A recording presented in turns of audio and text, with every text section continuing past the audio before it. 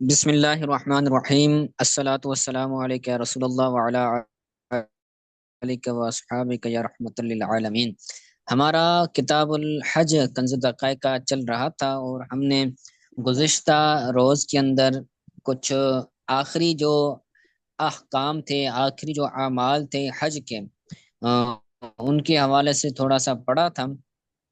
تو تھوڑا سا پیچھے سے جب ہم لے کر آئیں گے تو پھر انشاءاللہ تعالی آگے سمجھنے میں آسانی ہوگی۔ تو ہم نے پڑھا کہ بندہ آئے گا احرام باندھ کر، مکۃ المکرمہ میں آئے گا۔ تو اب مکۃ المکرمہ میں آئے گا تو اگر وہ بندہ آفاقی ہے، یعنی مکہ کے اندر نہیں رہتا، مکہ کے باہر سے کوئی بندہ آتا ہے، تو اب وہ طواف قدوم کرے گا، 7 چکر لگائے گا۔ پھر وہ سارا طریقہ بیان کیا گیا کہ طواف کیسے کرے گا، رمل کرے گا، پھر بوسہ دے گا، استعلام کرے گا، اس کے بعد پھر صفا مروہ کی سعی کرے گا۔ صفا مروہ کی سعی کرنے کے بعد اب وہ بندہ کیا کرے گا، 2 نمازیں رکعت پڑھے گا، نفل پڑھے گا۔ اس کے بعد وہ ایام حج آنے کا انتظار کرے گا۔ ایام حج آنے تک وہ جتنے بھی طواف کرے، طواف کر سکتا ہے۔ ٹھیک ہے، پھر جب ایام حج آئیں گے تو ایام حج 8 ذوالحجہ سے شروع ہوتے ہیں۔ 8 ذوالحجہ کو یوم ترویہ بولا جاتا ہے۔ تو یوم ترویہ سے ایک دن پہلے، یعنی 7 ذوالحجۃ الحرام کو، وہ بندہ لوگوں کو حج کے مسائل سکھائے گا۔ اگر وہ عالم ہے اور کوئی سکھانے والا نہیں ہے تو لوگوں کو سکھائے گا کہ بھائی آئیں گے۔ تو اگر وہ عالم نہیں ہے تو پھر جو دوسرا عالم ہوگا، تو یہ فرض کفایہ ہے، کوئی اور بندہ سکھا دے گا تو ایسا ہو جائے گا۔ ٹھیک ہے، پھر جب یوم ترویہ آ جائے گا تو یوم ترویہ کے اندر وہ بندہ مکہ میں مینا میں جائے گا۔ مینا میں جا کر پھر وہاں پر وہ 2 نمازیں پڑھے گا۔ یوم ترویہ میں جائے یوم ترویہ میں جائے گا، یوم ترویہ والے دن وہ مینا کی طرف جائے گا، مقام مینا میں جائے گا۔ پھر مقام مینا کے بعد 8 ذوالحجہ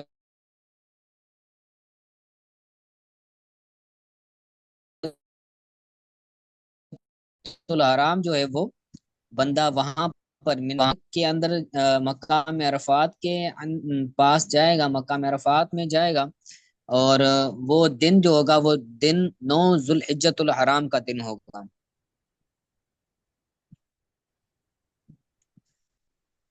ٹھیک ہے، جسے یوم عرفہ بولا جاتا ہے۔ تو نماز فجر کے بعد جائے گا اور وہاں پر نماز عصر بھی پڑھے گا، نماز ظہر بھی پڑھے گا،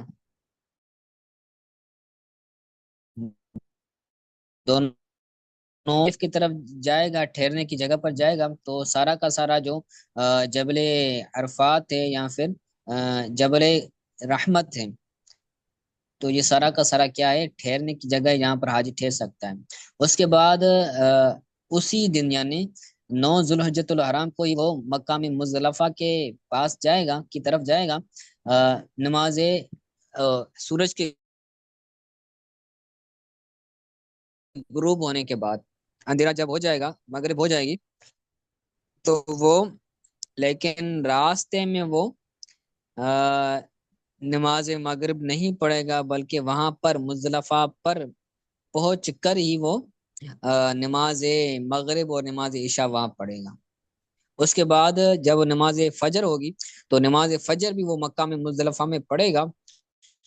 اس کے بعد پھر فجر پڑھنے کے بعد وہ مینا کی طرف آئے گا۔ جب سویرا ہوگا، جب روشنی ہوگی، تو وہ پھر لوٹ کر مینا میں آئے گا۔ مینا سے عرفہ گیا تھا، عرفہ سے مزدلفہ گیا، مزدلفہ سے پھر وہ واپس مینا کی طرف آئے گا، اور وہ دن ہوگا 10 ذوالحجۃ الحرام کا دن۔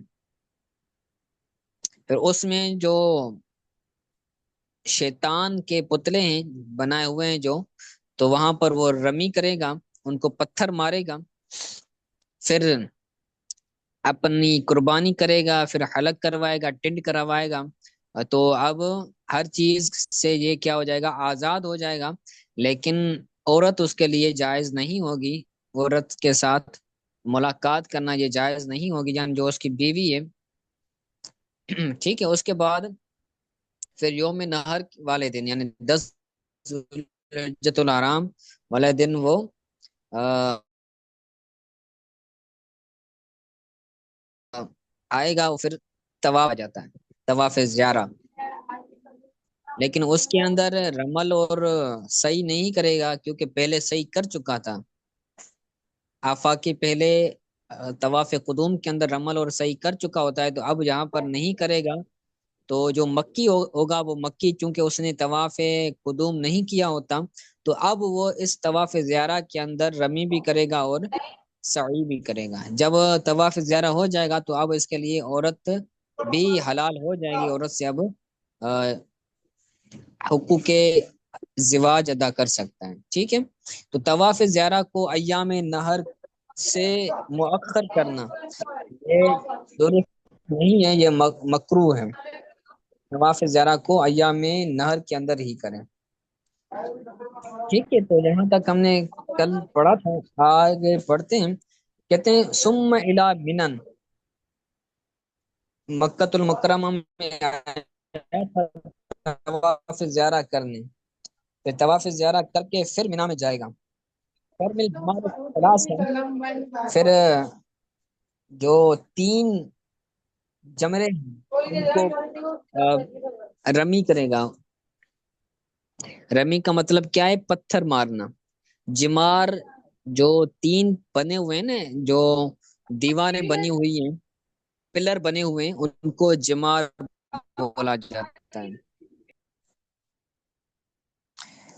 تو تینوں جماروں کو یو سان نہر، دوسرے جو نہر ہیں، ایام نہر میں جو دوسرا دن ہے، تو پہلا ایام نہر میں پہلا دن آتا ہے 10 جو یہ 11 ذوالحجۃ الحرام ہوگا، یعنی 11 ذوالحجۃ الحرام میں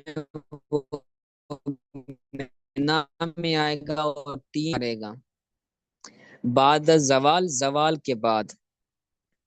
ٹھیک ہے، صبح کے وقت نہیں بلکہ زوال کے بعد۔ بعد ام بما یل المسجد، شروعات کرتے ہوئے اس سے جو مسجد سے ملا ہوا ہے۔ وہاں مینا کے اندر ایک مسجد ہے جس کا نام نیچے لکھا ہوا ہے، مسجد خیف،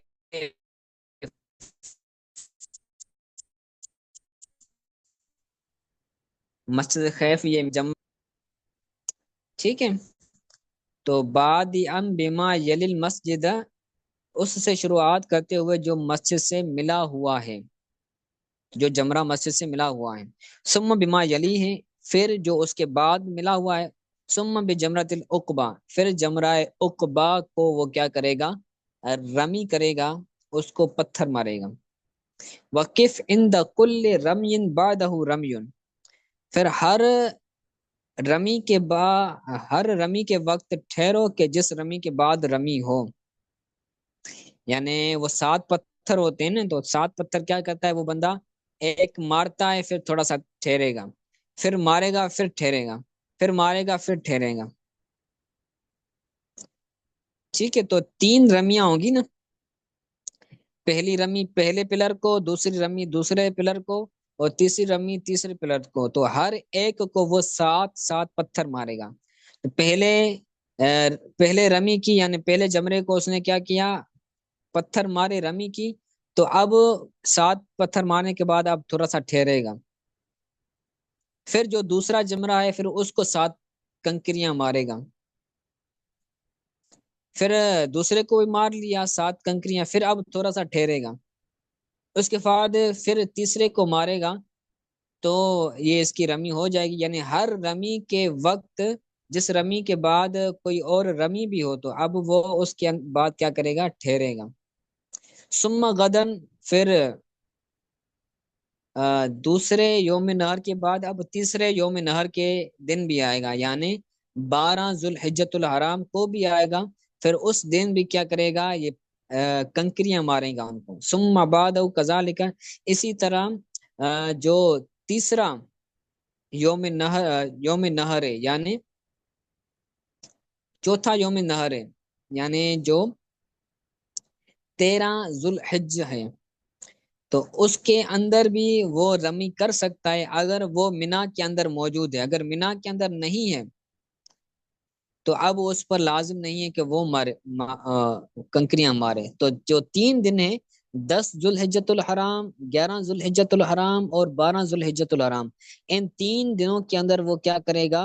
ان جمروں کو، پلروں کو کیا کرے گا؟ کنکریاں مارے گا۔ پہلے دن بھی آئے گا، ساتھ ساتھ تینوں کو مارے گا، دوسرے دن بھی آئے گا، ساتھ ساتھ تینوں کو مار کر چلا جائے گا، پھر تیسرے دن آئے گا، ساتھ ساتھ مار کر چلا جائے گا۔ اگر چوتھے دن بھی موجود ہے، 13 ذوالحجۃ الحرام والے دن بھی موجود ہے، تو کیا کرے گا وہ؟ پھر بھی جانا چاہے تو جائے اور وہاں پر ان کو رمی کر سکتا ہے۔ وَلَوْ رَمَيْتَ فِي الْيَوْمِ الرَّابِعِ، چوتھے دن یعنی چوتھی ایام نہر میں سے جو چوتھا دن ہے، تو یہ 13 ذوالحجۃ الحرام کا دن بنے گا۔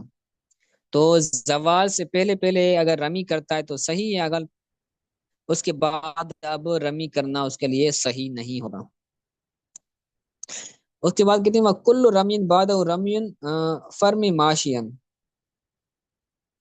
کہ رمی ہر رمی کے بعد رمی کرے گا، چاہے تو وہ پیدل رمی کریں یا پھر سوار ہو کر رمی کریں۔ سواری پر جا کر بھی وہ کیا رمی کر سکتا ہے، ورنہ پیدل جا کر وہ رمی کرے گا۔ وَكُرِهَ أَن تُقَدِّمَ ثَقَلَكَ إِلَى مَكَّةَ وَتُقِيمَ بِمِنًى لِلرَّمِي، اور مکروہ ہے کہ تو اپنا سامان مکے میں بھیج دے اور تم مینا میں رمی کے لیے مقیم ہو۔ کیا ہوتا ہے کہ یہ خود بندہ جو ہوتا ہے وہ